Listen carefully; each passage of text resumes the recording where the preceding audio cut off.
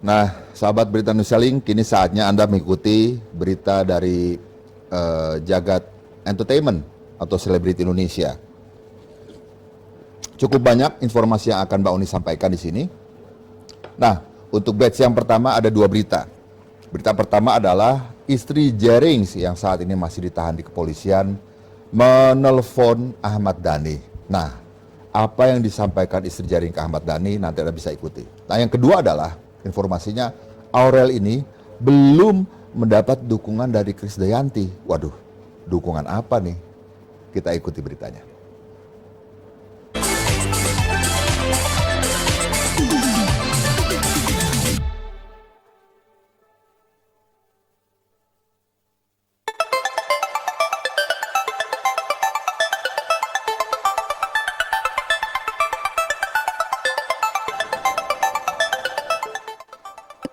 Sampai saat ini penabuh drum Superman is Dead Jering harus mendekam di penjara. Jering harus merasakan dinginnya jeruji besi lantaran kasus hukum yang menyeret namanya. Seperti diketahui, Jering diamankan oleh polisi lantaran tersandung kasus pencemaran nama baik. Beberapa waktu lalu, suami dari Nora Alexandra tersebut mengkritik mengenai sistem yang mengharuskan seorang ibu hamil untuk tes COVID-19. Kritikan itu disuarakan Jering usai menemui beberapa kasus ibu hamil yang kehilangan bayinya karena sistem tersebut. Tak hanya itu, Jering juga terang-terangan menyebut Ikatan Dokter Indonesia sebagai kacung WHO. Atas ujaran itulah, Jering akhirnya mendekam di balik jeruji besi hingga mendapatkan banyak kritikan. Mengetahui hal itu, sederet publik figur pun ikut bersuara termasuk Ahmad Dhani. Beberapa waktu lalu, Ahmad Dhani menilai bahwa Jering bisa bebas bila pasal yang digunakan adalah pasal Undang-Undang ITE. Menurut Ahmad Dhani, KUHP bisa dikategorikan penghinaan bila menyangkut personal. Padahal dalam kasus Jering yang dihina adalah sebuah lembaga yakni ID. Usai memberikan pernyataan itu, siapa sangka Ahmad Dhani langsung dihubungi oleh istri Jering, Nora Alexandra. Diakui Ahmad Dhani, Nora mengucapkan terima kasih kepada dirinya lantaran telah mendukung suaminya. Mengaku tidak serak, Ahmad Dhani lantas meluruskan bahwa ia tak mendukung Jering yang mengata-ngatai ID sebagai kacung WHO. Pasalnya, menurut Ahmad Dhani, ID tak punya salah lantaran bukan pihak pembuat aturan. Meski demikian, Ahmad Dhani mengaku membela musisi asal Bali itu lantaran harus terjerat kasus hukum tersebut. Ia mengaku melihat dari sisi persoalan hukum yang menjerat Jering.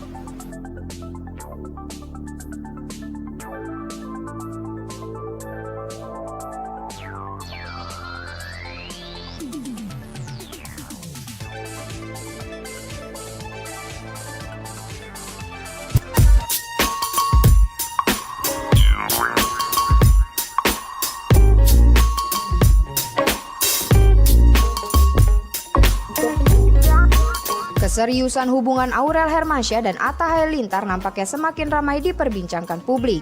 Bagaimana tidak, keduanya sudah sesumbar jika akan membawa hubungan mereka ke pelaminan. Belum mendapat restu dari Krisdayanti, Aurel dan Atta juga sudah koar-koar menentukan tanggal pernikahan mereka.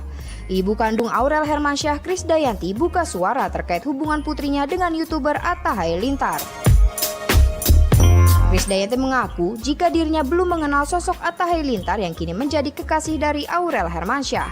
Bahkan Krisdayanti mengaku jika ia baru 1 kali bertemu dengan Atta Halilintar secara tak sengaja. Diingatnya pertemuan itu terjadi pada kurun waktu tahun lalu pada bulan Mei di belakang panggung sebuah acara yang ia hadiri. Menurutnya saat itu putri sulungnya belum berpacaran dengan Atta Halilintar. Setelah acara itu, ia sama sekali belum pernah bertemu dan berbicara langsung kepada Atta Halilintar. Mantan istri Anang Hermansyah itu pun mengaku tak tahu seperti apa watak dan karakter dari kekasih putrinya itu. Selain belum mengenal sosok Atta, Kade juga mengaku tak tahu menahu terkait kabar pernikahan putrinya itu dan sejauh mana persiapannya. Ia tak menampik ada beberapa berita yang didengarnya terkait pernikahan putrinya itu.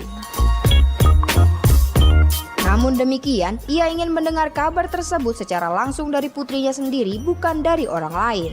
Kade pun mengaku belum bisa memberikan dukungan terkait hubungan yang dijalani putrinya itu. Terpisah, Atta tak menampik belum mengenal lebih lanjut akan sosok Krisdayanti. Atta juga mengaku jika hanya pernah sekali bertemu, yakni pada tahun 2019 lalu.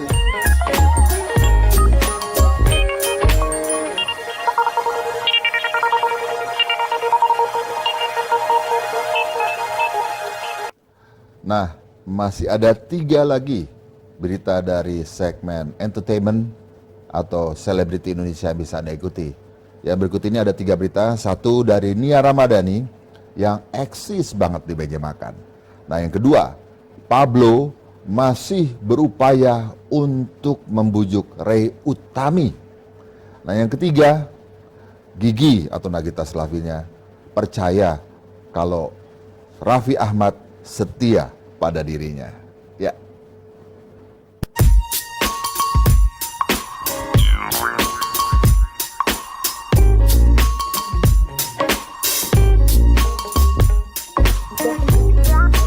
Siapa yang tidak kenal dengan Nia Ramadhani? Ya, dulunya Nia Ramadhani dikenal sebagai pemain sinetron yang wajahnya kerap warawiri menghiasi layar kaca tanah air. Akan tetapi, kini kehidupan Nia Ramadhani berubah drastis usai dipersunting oleh konglomerat Ardi Bakri. Seperti diketahui, Ardi Bakri resmi mempersunting Nia Ramadhani pada 1 April 2010 silam. Kini keduanya telah dikaruniai 3 buah hati yang menggemaskan.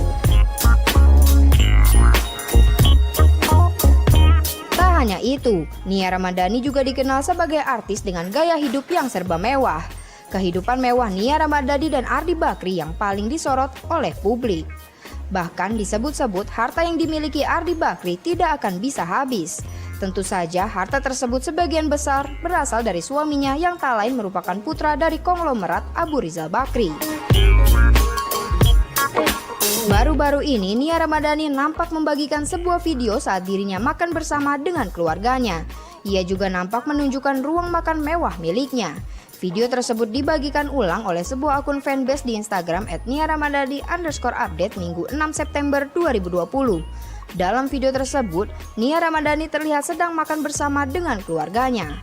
Awalnya terlihat suami Nia, Ardi Bakri, mencicipi makanan yang dibawakan oleh seorang pelayan.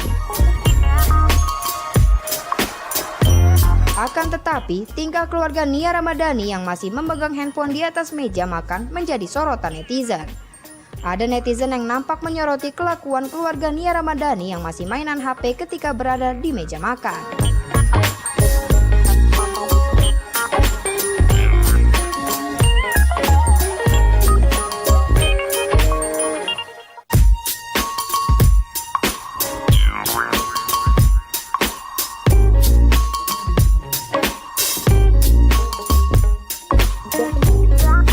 Sejak diterpa isu perceraian, Pablo Benua mengutus kuasa hukumnya Razman Nasution sebagai penengah dalam urusan rumah tangganya bersama Ray Utami.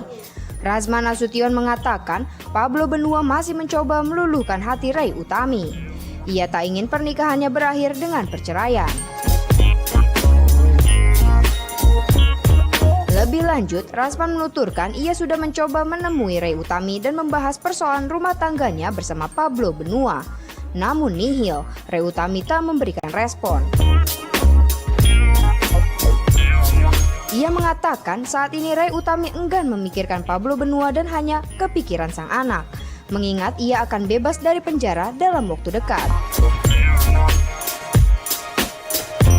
Diberitakan sebelumnya, Pablo Benua dan Ray Utami dinyatakan bersalah oleh Majelis Hakim Pengadilan Negeri Jakarta Selatan dalam kasus pencemaran nama baik atau dikenal kasus ikan asin. Putusan sidang dibacakan secara virtual oleh Hakim Ketua Agus Widodo. Dalam putusannya, 3 terdakwa yakni Gali Ginanjar, Ray Utami, dan Pablo Benua mendapat hukuman yang berbeda-beda. Ray Utami divonis hukuman penjara selama 1 tahun 4 bulan, sementara suaminya Pablo Benua divonis penjara 1 tahun 8 bulan. Sementara Gali Ginanjar divonis hukuman paling berat yakni 2 tahun 4 bulan kurungan penjara. Kasus ikan asin merupakan laporan dari mantan istri Gali Ginanjar, Fairuz Arafik. Putri almarhum pedangdut senior Arafik tak terima sang mantan menyinggung ihwal organ intimnya. Ray Utami dan Pablo Benua rupanya sudah sering cekcok selama 3 bulan belakangan. Kekinian rumah tangga mereka diambang perceraian. Kuasa hukumnya Razman Nasution menuturkan suami istri itu sempat bertengkar di depan tahanan lainnya. Setelah bertengkar, keduanya tak pernah berkomunikasi lagi.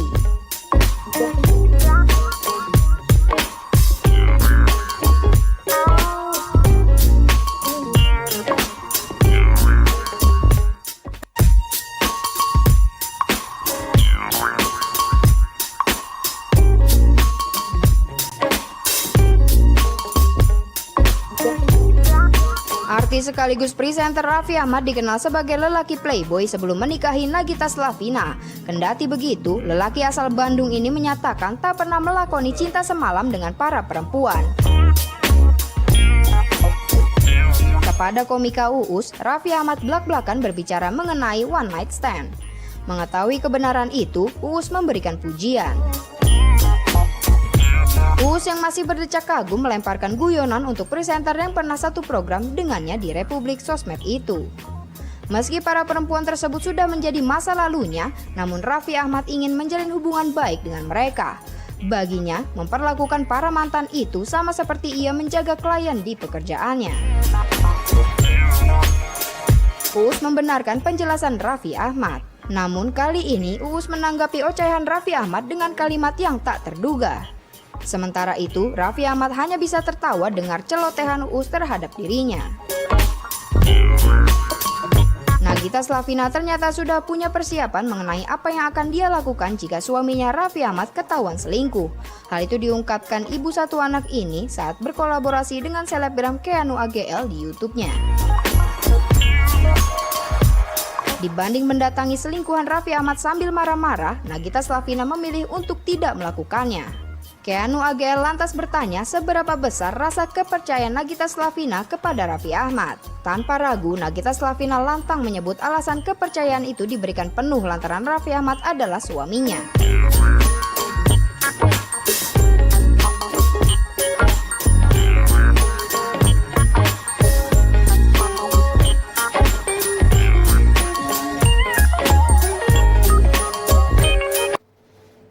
Ya, itulah rangkaian berita entertainment selebriti Indonesia dan mudah-mudahan menjadi informasi yang pas untuk Anda di pagi hari ini. Oke, sebelum kita beralih ke segmen berikutnya di mana nanti akan ada segmen informasi harga emas, falas dan juga harga bahan pokok, ada baiknya kita ikuti dulu Billing Smile hari ini, hari Selasa 8 September 2020, di mana Bang Oni sedang live dari kota Semarang, Jawa Tengah. Ya, inilah Billing Smile pagi ini yang sudah disiapkan oleh Livi. Allah tidak akan menjanjikan hidup ini mudah, tetapi Allah berjanji setiap kesulitan pasti akan ada jalan atau kemudahan. Ya, mudah-mudahan dengan Billing Smile itu memberi semangat Anda untuk menghadapi hari ini dan ke depan. Oke, sebelum nanti akan beralih ke segmen berita harga emas, falas dan juga harga bahan pokok, kita ikuti dulu berita mengenai Rumah Si Pitung. Ini liputan dari tim redaksi Berita Indonesia Link. Rumah Si Pitung yang tidak pernah ditinggali oleh Si Pitung, legenda Betawi ini. Duh, gimana ya? Namanya Rumah Si Pitung, tapi tidak pernah ditinggali oleh Si Pitung. Ya, berikut laporannya.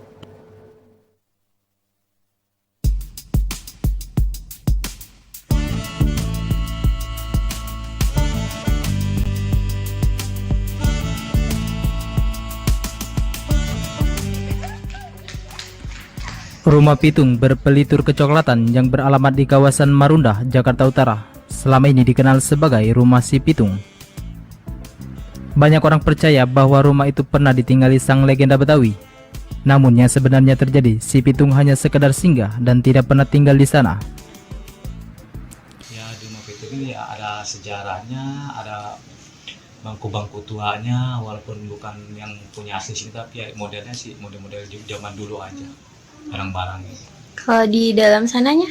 Di dalam sini ada lemari, ada kamar. Kamar pitung atau Ya lamar. Kalau orang bilang tuh ya kamar pitung dah gitu.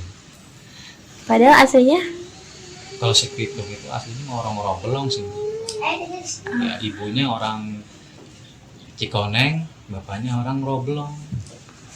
Berarti ini bukan rumah asli pitung gitu ya? Ini rumah si Pitung. Itu masih tempat singgah aja, persinggahan dia. Tidak banyak koleksi yang ada di rumah itu, hanya ada tempat tidur, ruang tamu, dan beberapa koleksi antik yang menjadi pemanis di berbagai ruangan. Selama pandemi COVID-19, rumah Pitung tak seramai biasanya, bahkan sempat ditutup karena PSBB. Kini, rumah Pitung kembali dibuka dengan tetap mematuhi protokol kesehatan. Jam operasionalnya pukul 8 sampai pukul 3 sore dengan tarif terjangkau yaitu 2.000 untuk anak-anak atau pelajar, sedangkan mahasiswa dan umum dengan harga 3.000 dan 5.000 per orang. Kebetulan saya seorang pendidik, seorang guru. Keperluan ini paling utama adalah bagaimana kita seorang pendidik menerapkan ke peserta didik umumnya bahwa Betawi itu punya situs. Artinya walaupun kita belum lihat atau nggak tahu bank itu seperti apa, minimal kita tahu bahwa inilah situsnya, rumahnya si Pitung seperti ini. Nah, kita sebagai pendidik akan menerapkan ke peserta didik pada umumnya bahwa Betawi itu adalah sangat luas dengan budayanya, terus minimal mereka tahu ke depannya bahwa Betawi itu punya legendaris sepitung seperti itu, Bu. Bagi pecinta sejarah, maka rumah Pitung adalah tujuan paling ideal. Setidaknya kita bisa mengenang dan memahami sosok Pitung lewat rumah panggung yang melegenda itu.